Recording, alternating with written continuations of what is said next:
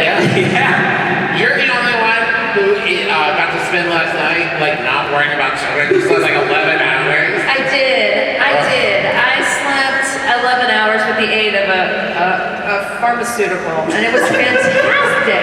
It was Pepto-Bismol. It took just a lot of that doesn't count. You drink Pepto-Bismol every night, right? Everybody? No? Have you ever seen really black poop? It's me. What?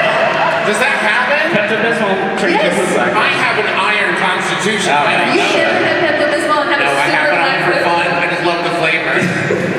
The weirdest possible energy to start the panel with. Hi, everybody. Welcome to the morning shift. Why are there so many seats in here? My God. I know. I would say a humbling amount. Hey, awesome fun. And maybe this is just the convention center. Who do they think is sitting over there during the show? How popular does someone have to be that someone's like, I'm fine being down there? Okay, hi. Hi. Hey, Welcome, what's everybody. up, everybody? Morning. You're on with the Zoo Crew. Morning Drive Show. Hi, everybody. You guys stop saying hi, everybody, man. I'm Charles McElroy. This is Griffin McElroy. This is Felicia. We are all adults. I don't want to brag.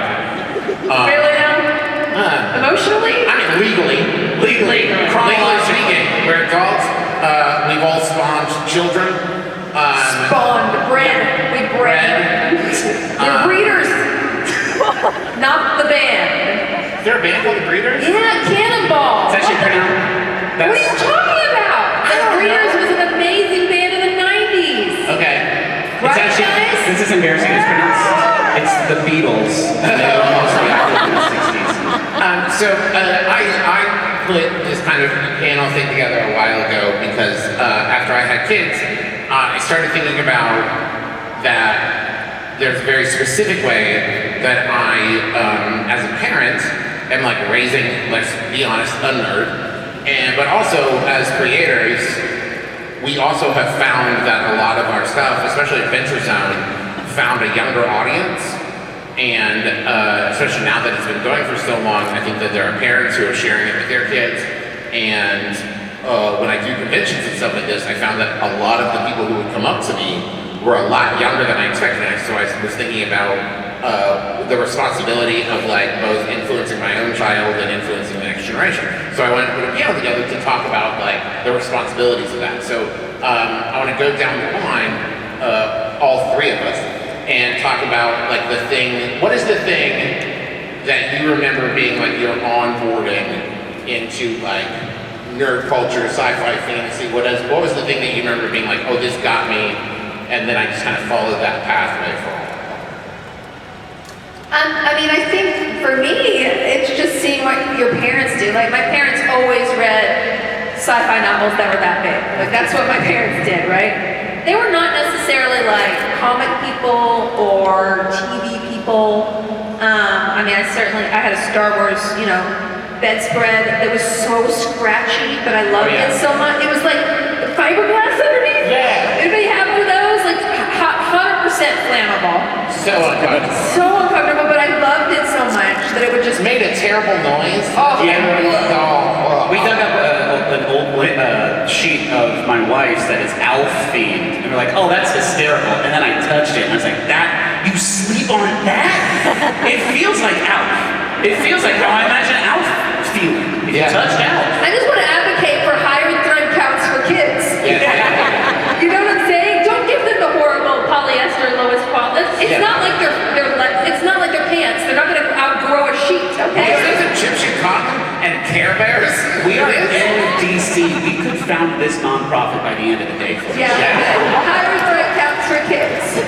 Actually, it's sad, but there's no way we can do it. No, we Anyway. can't. Also, there might be bigger things we can focus on. Sure.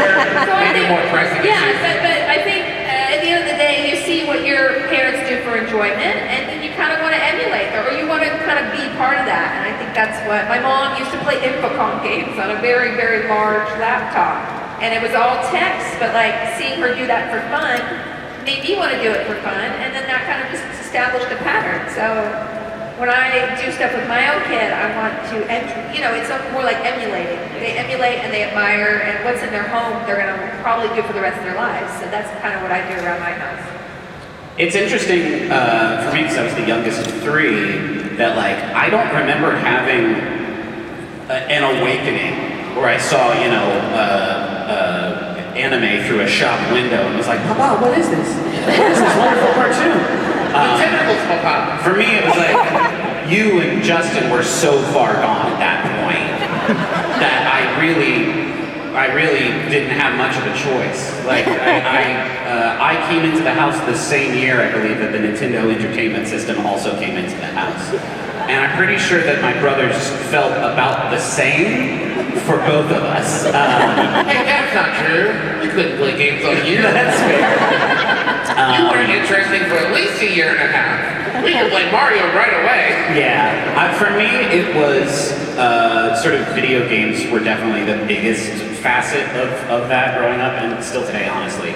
And some of that was you and Justin, but also our dad played lots of video games, and I remember seeing that and thinking like, okay, this is actually a hobby. Like this is actually a thing that you can get into and do because he's an adult and he's still doing it. And so that was really, I think, one of the biggest sort of selling points for me as video games. It's like my main. Do you play with your kid? Do you play video games with your kid? Yeah, I play. He's like 9, right?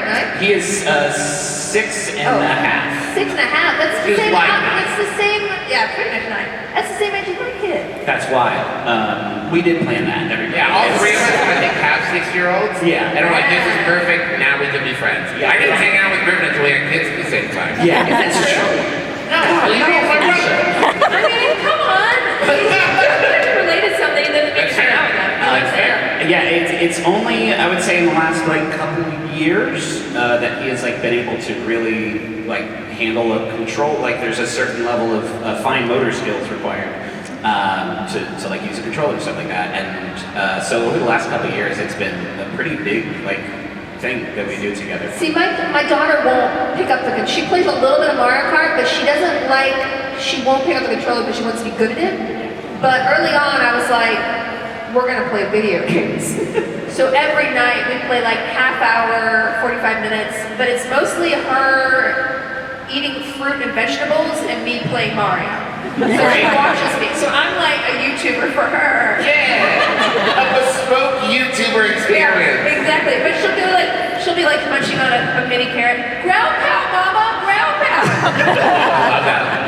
I need to at least acknowledge the incredibly dystopian moment we just had on stage, where we were talking about a live human interaction between yourself and a loved one, and you described it as a real-life YouTuber. That's a bummer. They're copying us. It can't be the other way around. That's too sad. You're right. This is a thing, like maybe. I hope you guys are enjoying this offline YouTube that you're watching. Phoebe enjoys. This is a delicious YouTube I'm drinking. Phoebe started playing Kirby in the Forgotten Land, which she really enjoys. Oh, wait, things he swallowed. Oh God, yeah. She enjoys that immensely. Yeah, it's great. Wait, is that a problem? You were like, oh my No, god. I was admiring it. The things he swallows. Oh God, in a different world. But she also iPad is a thing because it doesn't have control. She can drag her finger around. She always thinks of, like she's been doing. She likes like matching games and like thing of like dragging this thing around and put a puzzle together or whatever. Yeah. She enjoys that immensely. My kid loves coloring. Yeah. The coloring books, I don't know why. She won't color in real life, but if it's on an iPad, she'll do it. And she goes like she gets that sort of like, should I be letting her do this? I just look at her face, I'm like, I don't know if this is healthy or not, but I need to go do the laundry. Now, it's very interesting to me because, so let me ask you this. Was there ever a time, because I think we all started into, it sounds like, kind of like nerdy kind of stuff early on. Do you ever remember a time where you're like, I'm going to pull away from this, like I don't want people to, because this is a thing, when I was a kid, video games were not at all cool, and I remember distinctly when the Madden games came out, and suddenly people at school were like, yeah, I'm playing a video game, and it's got sports in it. And I was like, you're just talking about playing a video game? Like just here in public in front of God and everyone? It's like when you try to sneak vegetables into like mac and cheese by blending it up. We'll get you playing games. We'll hide it in sports. You're basically playing sports, so don't even worry about it. Yeah, don't even worry about it. It's basically nothing about it. The controller is like your feet. You're kicking it and grabbing it. Don't worry about it. Was there ever a time where you're like, I'm gonna pull back and not identify as Me as a child? I was homeschooled. I literally never had anyone at my house. I never went to a sleepover or a birthday party.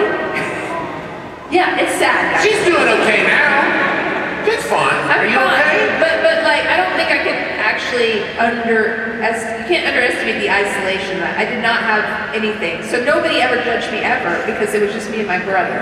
Dang, that And sounds we had good. fun. Wait, your brother didn't judge you? What's that like? We weren't really that friendly, to be honest with you, as kids. No, we didn't have a lot in common. Considering we were locked in the same house together. Did you ever do like theater or performance or anything like that? I did like community college, community theater. So I would be like seventh orphan. So that was the only time I ever hung out with anybody in theater. That's probably why I went into the profession I did. But no, so I never really, not until I got into Hollywood and I was like, oh yeah, I play video games. I have a math degree. And people looked at me like I was strange. I was like, why? Because before that, people would, in a college environment, people actually admire education or being a little different, but not in Hollywood. They don't. They're like, what? Yeah, Hollywood sounds terrible. It's bad. It's bad. So yeah, for me, it's not. And so for my kid, I'm always like, my job is to introduce her to everything. I don't want to like indoctrinate her, except I never want her to play soccer because I don't want to go outside to watch her play soccer.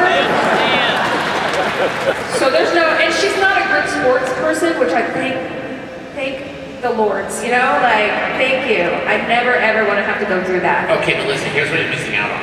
So maybe just did track with kindergarten, right? Kindergarten track. And I went to my Speaking of motor skills, they're not there yet for all jazzing. But here's the best part. I went to a track meet, and it was kindergarten, first grade, and second grade. And one of the parents of a first grader was like, you see that group over there? You gotta watch out for them. And I was like, what do you mean? And it wasn't a school. It was like a group. It was like a track club of kindergarten through 2. And the mom was like, yeah, they cheat. And I was like, what? And they're like, yeah, they have like the second graders running the kindergarten races. Gotta keep an eye on them. And I was like, wait a minute, this rules. Those kids are juicing. Yeah. We're all juicing, man. We all got juice when we got here. I was so into it. I was like, okay, who else is cheating? Point it out. I want to cheat now. This is great. I know. Wow. Yeah. I didn't know my kids' sports were so interesting. This is an interaction I'm glad you had, and I can hear about it, and I have to live with it. Would you not do well with that? They'd be like, they're cheating. You'd be like, I guess we quit. No, I just go. Is that just because like another human being is talking to you? Yeah, that's the noise I make when I don't know what response they need, because it can be happy, sad, nervous. Anyway, what were we talking about? So, here's the next question. Is there a thing, talk about like sharing stuff with your kid, right, but not wanting to indoctrinate. Is there a thing where you're like, I love this, it's very formative to me, I want my kid to be in it, but like I have to be so careful how I introduce it because I don't want it to be like just dumping it on top of them or forcing them to watch this movie or read this book or whatever? I mean, for me, I like playing board games with my kid. I got her little baby board games, Haba, and great ones like shopping game. And so from a young age, we would play board games together. And now she goes up to my shop, it's like, Mama, let's play this. I'm like, it's 7 tribes. I don't know, man. But honestly, we play it and she can follow all the rules. Oh, yeah, that's amazing. The one thing she likes to do is cheat. She's like, Mama, what do you have? And then she'll like calculate what she needs. And she'll be like, Mama, can you give this to me? I need this for my set. I'm like, wow, a cheater. That's amazing. Yeah, she's really good. So like for me, I want to introduce the board games as entertainment, but I don't want to indoctrinate her with like, love Spider-Man. Because personally, I mean, I'm nerdy, but I believe that the corporate overlords are just trying to brainwash us early to make us like love Mickey. So we'll spend all of our money on Mickey, But Mickey is great. But Mickey's great and he's our friend, Felicia. Sucks. Mickey is our friend and he's an icon, Felicia. You more of a Donald Duck person? Or? That's what it is. You're a Donald Duck fan, aren't His you? little olive nose off. And I'll say, I love Donald friends are gonna be like, what are you talking about? Stop it. That goofy? That's not a good idea. Don't do that. And Nikki's like, yeah, goof, let's do it. And I was like, no, don't do it. What are you talking about? Have you played Dreamlight Valley? Yeah, it is that. It's just. Whenever Donald goes off, Calliope's like, oh, he's got some anger issues he needs to work on. Yeah, he does. Always, because he's always doing a tantrum. I'm like, wow, he needs some anger management. The one indoctrination thing I did too is, so if you look at the Wikipedia for Goofy, he's had a lot of names over the years, and one of them is George Geef. Yeah. So when Beanie was like 2, I just started referring to him as George Geef. Yeah. I'm like, oh look, he's George Geef. And When you call a mascot at the park who is dressed as Goofy, George Geef, they give you like a secret, little like secret society like nod, like, yeah man, I know. Yeah, you're right. Oh, you know some Goofy trivia, okay. George, you think I don't know that, man? I am Goofy. I am George Geef. George Goofy Geef, they call me. I definitely showed Henry Star Wars way too early. And not too early from like you watch people get killed with laser swords too early, but he can't hang with a story that's this big. Yeah. And that has put us in a weird sort of liminal space with that franchise, which frankly is not, I'm okay with. But he has hit a critical mass where now he is just really hungry for all that stuff. Like the new Zelda game came out, and he's like kind of watched me play Zelda, and so he was like, I want to do this, I want to play this game. And he played it, and that game is like real complicated. And ended up being a bit above his pay grade, but like I'm really impressed with how timid he used to be about this kind of stuff. Now he is just constantly seeking it out, constantly wanting to do like the bigger next thing. Video games? Yeah. Because I tried to play Zelda and then we were killing a boar and she kind of looked like I was actually killing a real boar. So I was like, oh, this is too real. But she really got into lately she's really into these puzzle games that are so obviously made in Eastern Europe because most of the misspellings are there. And like it's obviously all like, Nicola, don't run over there. Like, that's the voiceover. Yeah. But it's like search puzzle games, and she loves them. And I've spent a lot of money on even type 1, 2, 3, 4, and, like all of them. I looked up this company. I am supporting this whole company. $15 a game. I'm like, all right, we'll do another one of these. That's another, oh, look, let's find all the hidden objects. One of my favorite things, so BB has found this channel that just does like logic puzzles and mysteries, and it's like animated, and it'll be like, Debbie came home and found that her necklace had been stolen, and they interviewed her 3 neighbors, and they said this, which one of them's lying? She'll watch those videos, then... Which one was it, Trav? It was Susan. And then she'll watch them again, sitting next to you and go, I think it's Susan. And then I'll be like, it was Susan, see? I knew it. And I'm like, well, I just watched you watch this video. And then she was like, no, I figured it out. And I am so proud of that. There's something about it that I love so much. I have a question, because it's a topic that has been coming up a lot in our house lately. And you briefly mentioned it and talked about playing board games with your daughter. But for me, it's embarrassing how much I still have to remind myself, like when I'm playing a game with him, that like this experience is not about me and my enjoyment of the game necessarily, or my domination of the game necessarily. Or getting the rules right. Or getting the rules right is a big one. Like Henry really wants to be into chess, and so we'll play some chess. And then he'll be like, I'm gonna take this next move actually. I'm gonna do 2 in a row. You know, you can do 2 in a row in chess sometimes. Which is only really funny because once my father-in-law came in town and Henry's like, hey Gaga, you wanna play chess? And he was like, sure. And that game lasted 3 hours. Wow. Because Gaga wouldn't let him not follow the rules, but Gaga also wouldn't finish him. He kept hoping that it got down to just 2 kings on the board. I was like, I've never seen this before. And then those 2 kings fell in love. Yeah. And it was a tie. No? That's how chess normally ends when I play it. Okay. Yeah? Cool. No, I have to do that because we'll play like a Bluey board game. And BB will just say, I think I'd rather be on green. And I'm like, yeah, that's fine. But there's a moment where it's like everything, and I'm like, no, you rolled orange. But do you feel this guilt for not being kind of a hard ass about it sometimes. I never am, because it feels bad. It stops being a fun thing. No. If you're sitting there grinding your child in the dirt, you're creating trauma that needs to have therapy. No, I'm not saying this. It's embarrassing. Or like, well, here's another example. Like, she really doesn't like to lose, and occasionally I'll win because I'm like, well, that's how it goes. And she'll literally went like this, and she'll go and hide under the bed. And I'm like, and I want to be like, but I want her to be a good, ultimately I want her to be a good sport, right? Right. But I don't think the lesson is right then. No. It's just being, it doesn't feel good to lose, does it? It kind of feels bad. It's much more fun to win. It's hard to deal with those feelings.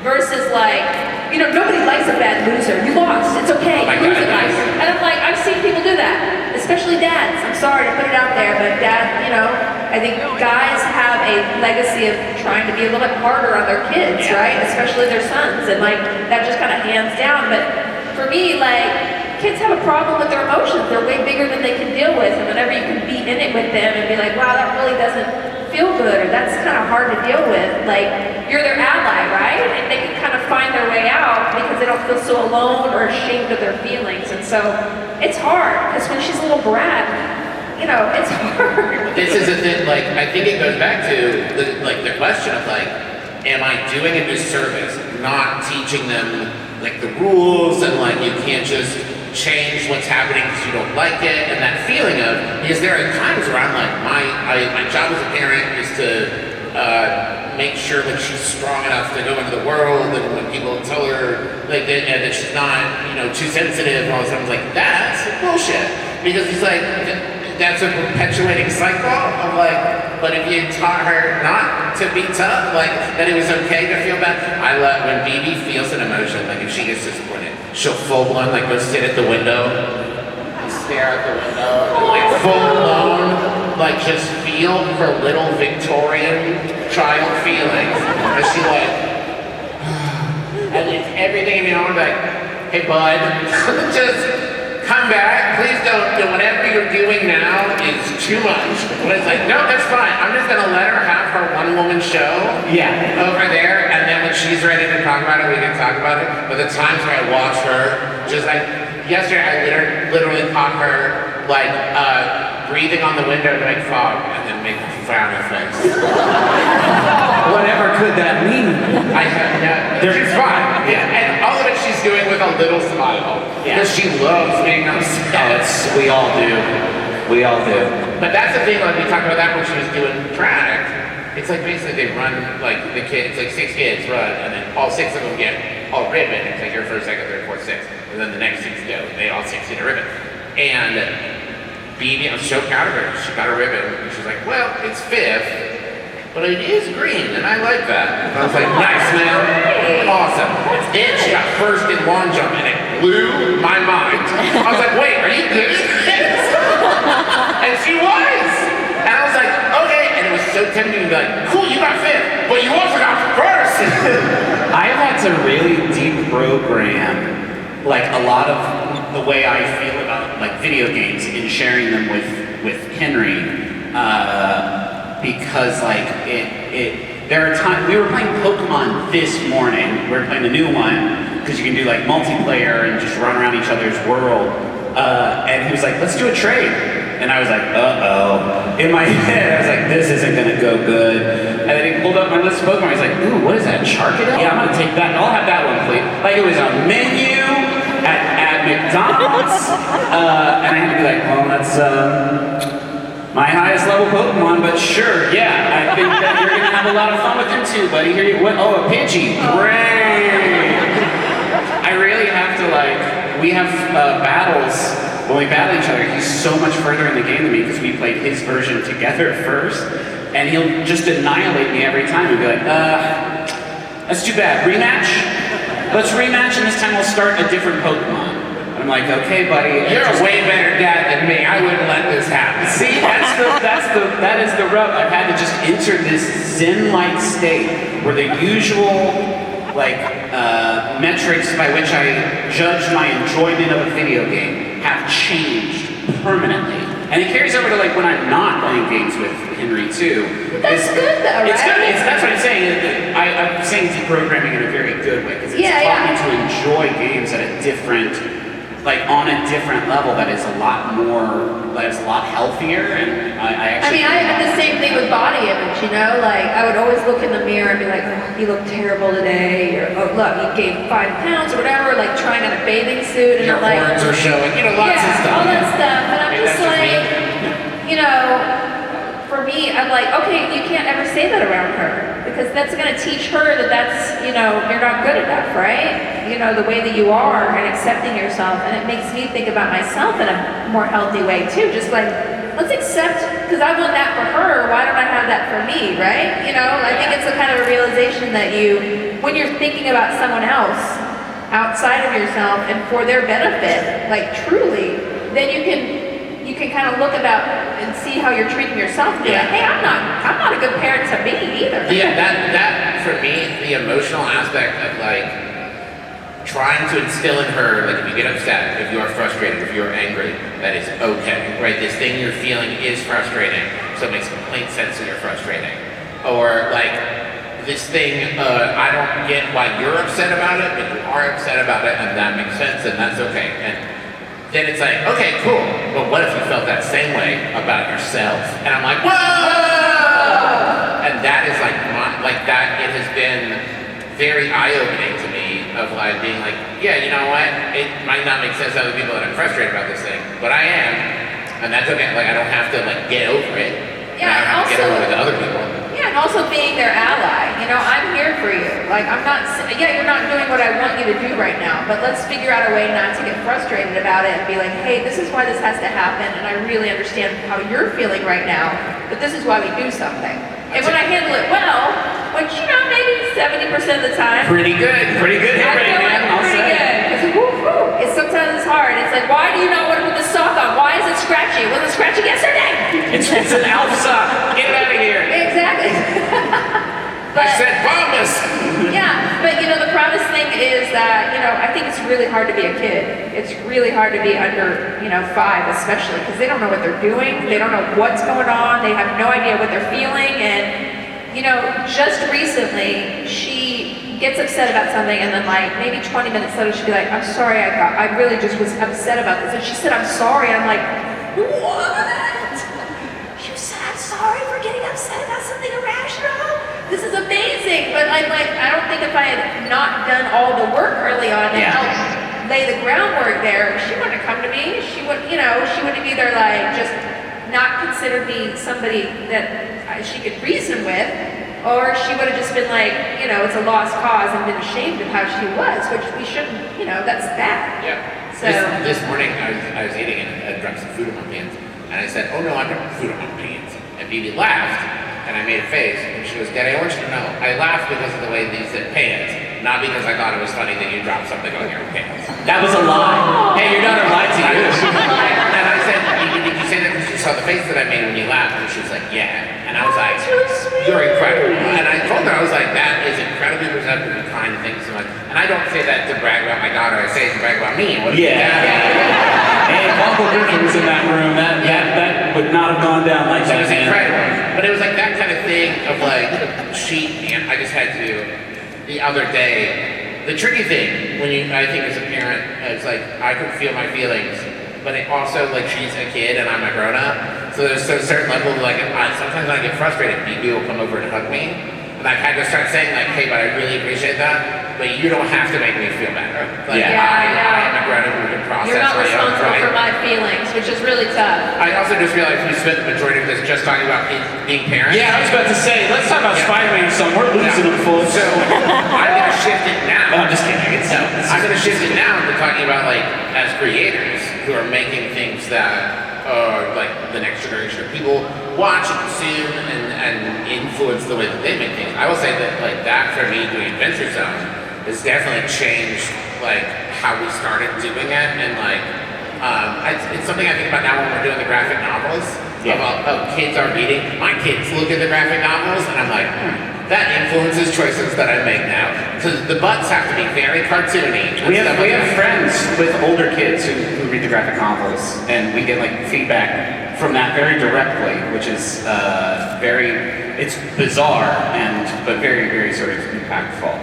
I don't know, it's new. I feel like this is a thing that we think about as new because I don't know, some of the stuff we make is not remotely age appropriate. It's PG-13, and nah man, there's some rough stuff we make, and so challenging ideas, I'd say. It's and all language, situations. yeah. So I have always, I have recently wanted to do something that would be more focused towards or more appropriate for a younger audience. Like any performer of a certain age, you've reached the point where you want to make something your kids can enjoy. I walk by a lot of the Eddie Murphy swing, as I call it. the toy stores that I go to here have like book sections usually, and anytime I walk by the graphic novel section, I'm like, I wonder if Adventure Zone is here, and then I'm like, I hope it's not. That would be bad. This is not good for kids, I don't think. I mean, yeah, I certainly, I've been making content for 15 years now, which is a whole adult almost. So when when someone comes up to me and says, I grew up with your stuff, I'm like, oh yeah, you did. Yeah. You did.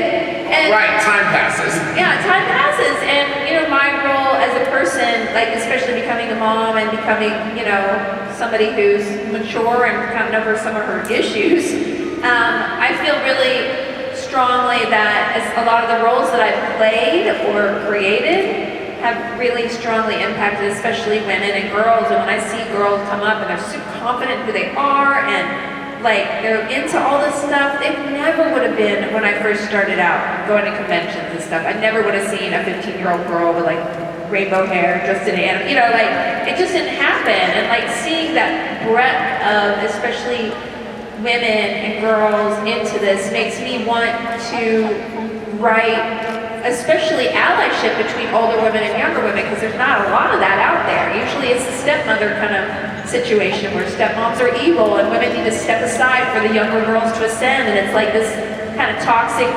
narrative that perpetuates women against women. And I'm like, what can I do to, help change that with the stories that I tell? I have a huge project coming out that I've been working on for like 5 years. It's coming out in the fall. It'll be announced soon, and I'm like, it has a very. What is it? I can't say it. I'm not announcing it on your channel. Should go It's Dunstan Checks In 2. Yeah. This second Dunstan Checks. This one's Dunstan Checks Out. Anyway, it has a strong like mentorship thing. I have another graphic novel I'm working on. It's like a lot of my projects have either younger girls or young women as a center, because I feel like I learned a lot, and I was like, I wish I could have told myself something at 18 or 20 or 15, to just be more myself and have that, because especially seeing Charlie from Supernatural and how she's inspired a lot of women and girls, I'm just like, I want to do that more. You guys know Supernatural? Yeah. So anyway, that's, it's important to me, and as a, I think, obviously, as somebody my age, I don't know if like a 10-year-old or 15 is gonna, I want to be her, like there is an age generation thing where it's like you become more of a mentor versus like an aspirational person, where I was in the beginning, and it's like, well, what can I be that's of service to my own stories, but also feed into that generation in a different way. And it actually is really fun to think about that, especially since I have a kid who I'm already trying to do that with anyway.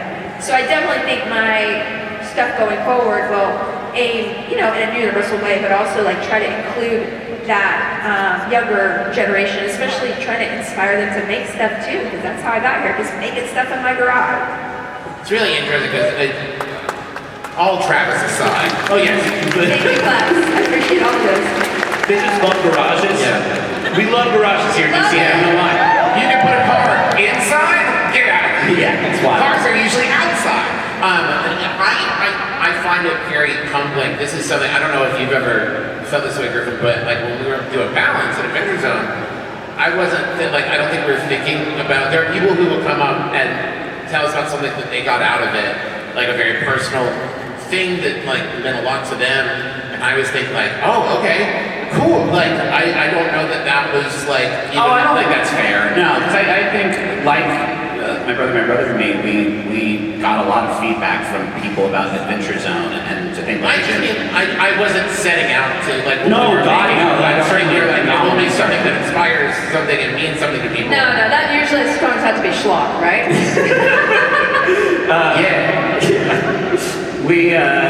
Yeah. But it's definitely a consideration now.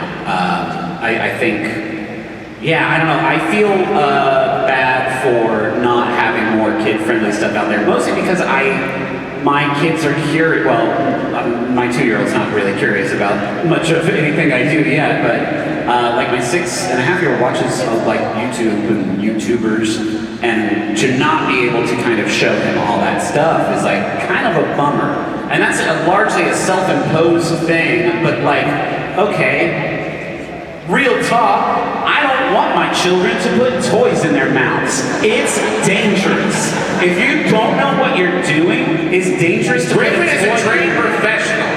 He went to college to learn to put amiibos in his mouth. I put amiibos in my mouth.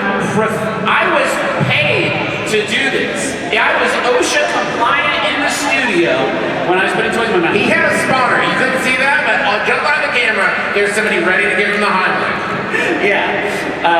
So I haven't showed my kids Griffin's Amiibo corner. One time it came up on a thumbnail as we were swiping, and it was like a clip. It was like me putting Kirby in my mouth, and Henry was like, "What was that?" And I was like, "I don't know, weird." YouTuber. I don't want my child to see anything I've done. I got really mad. I had somebody babysitting her. They were watching Nailed It, and Mama, you're on TV, and I'm like, what did you do? Because I don't Meanwhile, want her. I'm like, look at what Daddy does. I don't know why. I just don't want her to think that, especially being a performer or famous, is like something to aspire to. Like, I'm always about. It's all about the work. This is Mama's doing work now. I'm doing work. I gotta go to work. Oh, God. I only curl my hair when I have to go to work. Oh boy, you know, I gotta put some makeup on, but I'm only doing it for work. Mama has to do writing work. I really emphasize the actual work of it because I don't want her to think being famous is cool, because it's not. But it is. It's so great. Henry, now we're at a level of being famous that is pretty cool. I don't want to be more famous than I am. No, for sure. My dream would be like to be a Romulan or a Klingon, because you get like Doug Jones has the best career of anyone, because he like does so much cool stuff, and yet you walk down the street, I don't know if people's gonna know. Are we gonna do? No, there's only 4 minutes left. Okay, I was gonna say. I was gonna do questions, and then we just talk too long. Oh wait, we were gonna do questions. It's fine. It's all right. We did. I think we've answered everything. But this is there is a certain amount of like, I think the one thing that I do try to think about, to go back to like influencing a younger generation, is like, if I could just talk enough about and show enough of like, don't try to pretend like I was never like a toxic dude shithead and learn to grow, because that is a thing where it's like, if I can influence younger generation dudes to not be so shitty when they're adults, then I'll be like, come out of this being like, this is great. I used to be like, I want to inspire people to create. Whatever I make, I want that to be the thing. And now it's like, I just want to inspire young men to not be pieces of shit. Yeah. We've probably gotten a couple. The competition on the other side is quite fierce. Everybody's giving those podcasters so much money. So much money. Twitch streamers. I'm just No one's giving us that money. No way. No one's being like, you guys are trying to do good things. Here's $2 million. What? At the end of the day, it's not going to be rewarded. But just being present. There's nothing you can do. You're gonna just have to chip away at that, because it's the pervading attitude is gonna win, because it's the majority and it's the easy way to go, right? And anybody, it kind of depresses me, especially on Twitch. Like, I love Twitch streaming. I Twitch, a couple times a week at least, and thank you. And I just love the community and everything, but then you're like naively in your own corner, and then you go to the public, the more popular. Oh, who has 10,000 people watching it? Oh no! But at the end of the day, you got to show up and be faithful to yourself. And whatever, you influence one person, and you don't know how many people they'll influence. And for me, I'm just like, I don't want to be a desperate person as I get older trying to reach the youngins, you know, like that's sad because when I remember being 15, I wasn't looking up to somebody who was 40, like, oh, I can't wait, you know, like, you're looking at other people who are maybe 20, like one step ahead of you, right? Yeah. You want to aspire, but you're not like, so being aware of like that age and generation gap and like, what can I say that's relevant to them? Well, I can only really be relevant to me, and hopefully it's universal enough that it will include people. And again, that's like creating stuff that's not your face necessarily, I right? remember there was a younger dude who came up to me one day and he was like, Mr. McElroy, you really inspire me. I used to be a huge, like, really just judgmental piece of shit, and you inspire me. And I said, thanks, Brendan Mulligan. That's really... Travis, that's not a real story. That's not true. But I'll let Brendan Lee Mulligan influence the youngins, and I'll influence Brendan Lee Mulligan, and that's fine. Sure. No, he's very sweet and nice in real life, not just on TV. Yeah. I don't even know who that is. Brendan Lee Mulligan? Oh my God. Felicia. He's a pretty good DM. He learned everything from us. And you can tell I said that.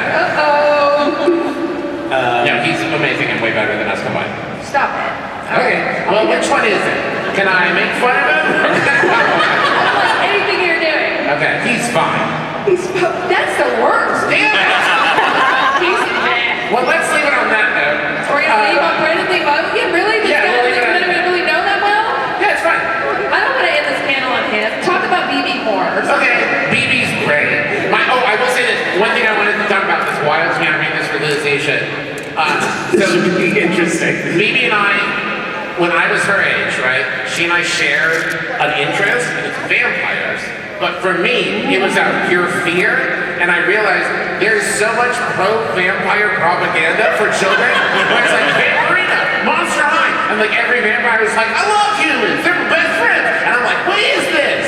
Who's been afraid of vampires? Yeah, the human sleepover, and the human parents are like, yeah, man, go for it. Have fun. What's your name? Vampirina? That's Love what our it. house looks like? Go Love for it. it. See you tomorrow, baby. And it's like, and I'm sitting there like, when I was 6, I was carrying around sharpened sticks just in case. And meanwhile, she's wearing fangs, being like, I want to be one of them. Ugh.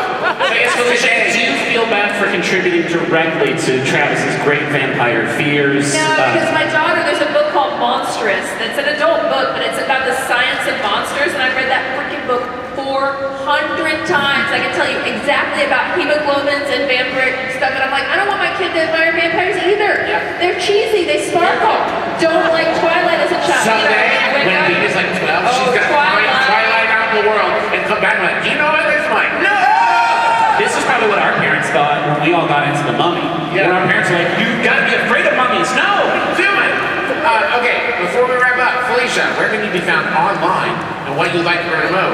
Do you really have to read that off a sheet of paper, you monster? Everywhere at Felicia Day, except on TikTok, it's Felicia.day, okay? I don't know why. And I'll have a panel tomorrow, and I'll be here until like 3, so come see me if you want. And I'm on twitch.tv/Felicia Day, and I have a big project coming out. Please promise you'll pre-order it when it's announced, okay? You're gonna go ape. Okay, Over you this will one. like it. I put years of my life. Check it out. Check it out. Griffin and I are doing a photo op today at noon, and at 12:30 to 2 doing a signing. And then tomorrow we have a photo op at 11:50 a.m. and then 12:15. So specific. Wow, this is actually way more specific than me. Like 12:15 to professional. 1:45 we're doing a signing. Thank you all so much. Thank you, Felicia. Thank you.